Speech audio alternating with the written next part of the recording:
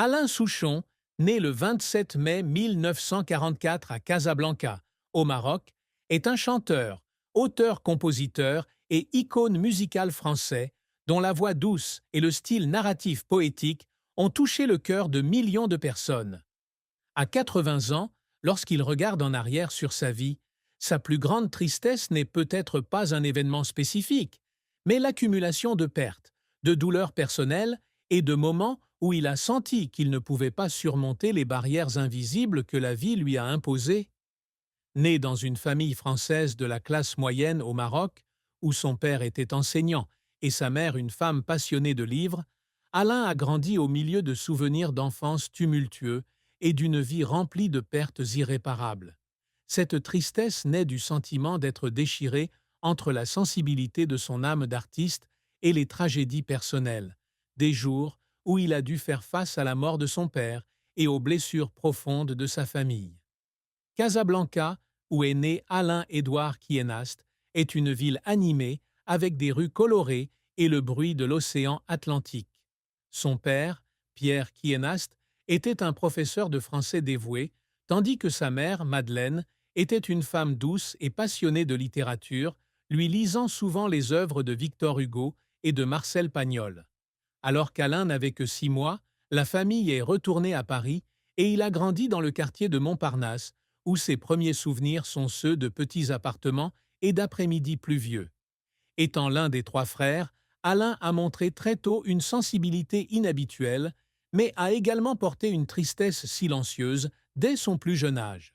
Il a raconté un jour que, alors qu'il n'avait que 15 ans, son père est décédé dans un tragique accident de voiture sur la route de Paris vers la Bretagne.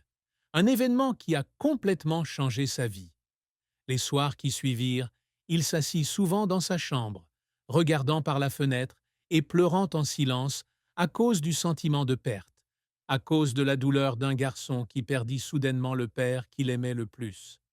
La plus grande tristesse d'Alain Souchon a été amplifiée par d'autres pertes dans sa vie, notamment le décès de sa mère en 1980 et le traumatisme familial.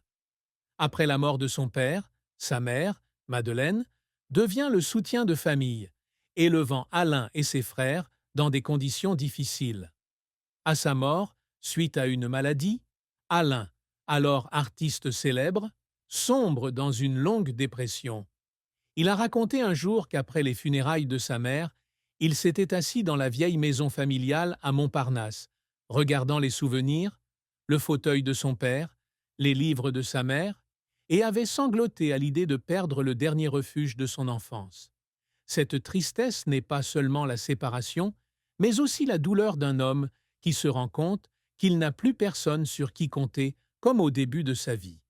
Un autre aspect de sa plus grande tristesse dans la vie était le dommage causé à sa propre sensibilité, un trait qui a influencé sa musique, mais l'a également rendu vulnérable à la tragédie personnelle.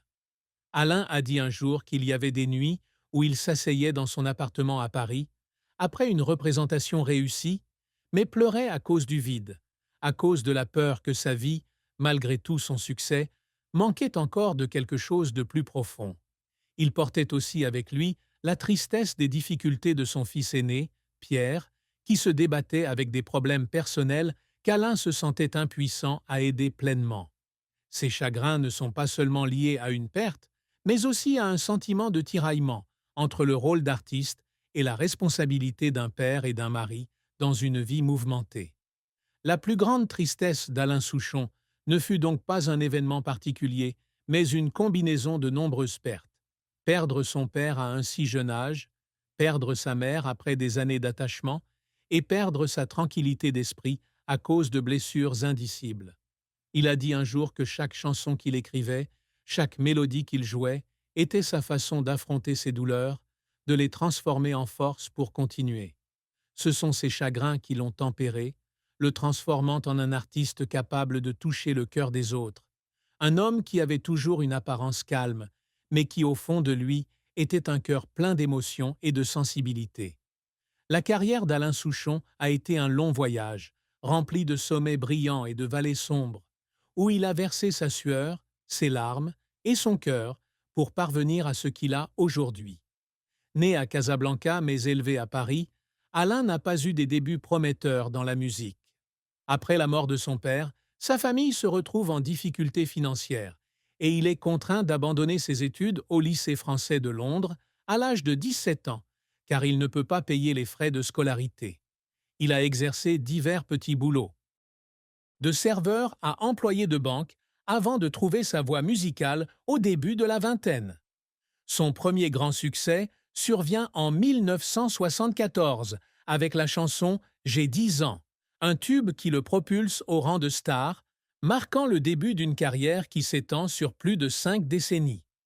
L'album éponyme J'ai 10 ans, 1974, se vend rapidement à plus de 200 000 exemplaires, l'imposant comme l'une des voix les plus originales de France.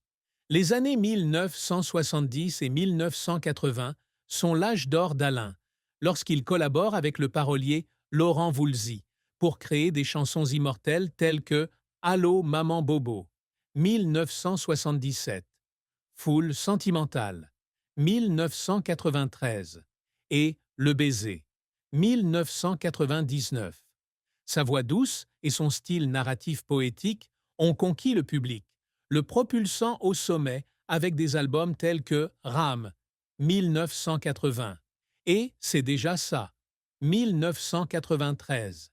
Il poursuit son succès dans les années 2000 avec des chansons telles que La vie ne vaut rien, 2001, écrite après des événements personnels, et Parachute doré, 2008, une satire acerbe de la société moderne.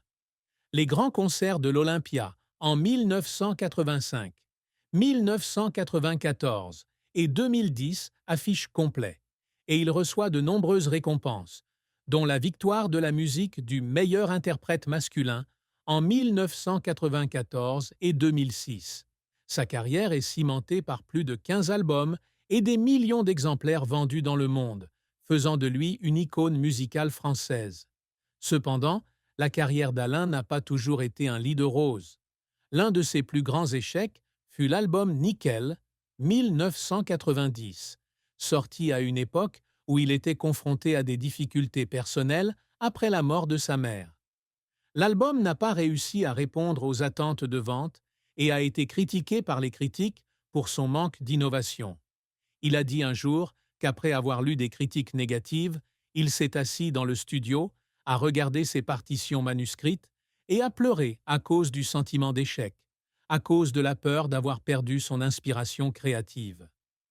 Un autre échec survient lorsqu'il tente sa chance comme acteur dans le film L'été meurtrier, 1983, où il joue un second rôle mais n'est pas bien accueilli par le public ni par la critique, ce qui l'amène à décider de se consacrer entièrement à la musique plutôt qu'au cinéma.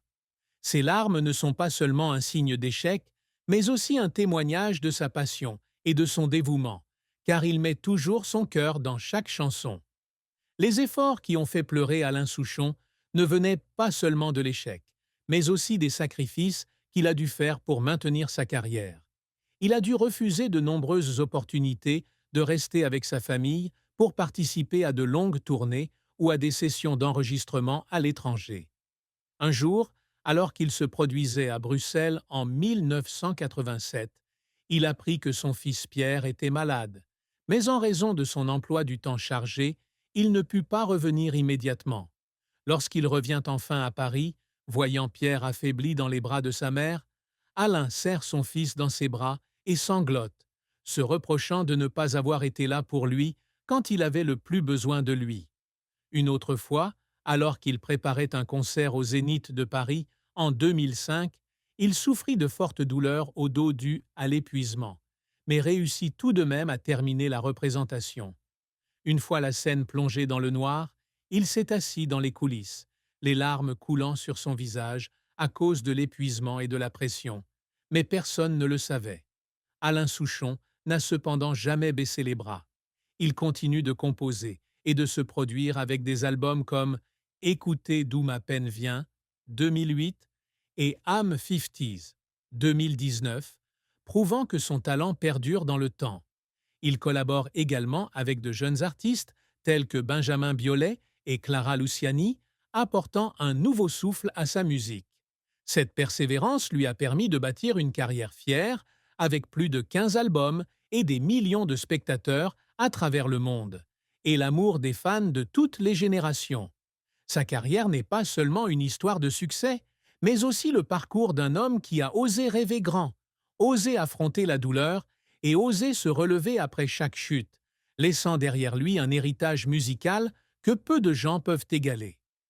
Les réalisations qu'Alain Souchon s'efforce toujours d'atteindre ne se limitent pas à la renommée ou aux récompenses, mais aussi aux valeurs plus profondes qu'il souhaite laisser derrière lui dans la vie. Pour lui, être reconnu comme un véritable artiste, un conteur à travers la musique et l'émotion, est plus important que n'importe quelle gloire. Alain essaie toujours de faire de chacune de ses chansons un morceau de son âme, des chansons sur l'enfance comme J'ai 10 ans, aux confessions sur la vie, dans Foule sentimentale. Il a dit un jour qu'à chaque fois qu'il montait sur scène, chaque note qu'il chantait était sa façon de partager avec le public ses joies et ses peines. L'un des plus grands objectifs d'Alain est de la d'Alain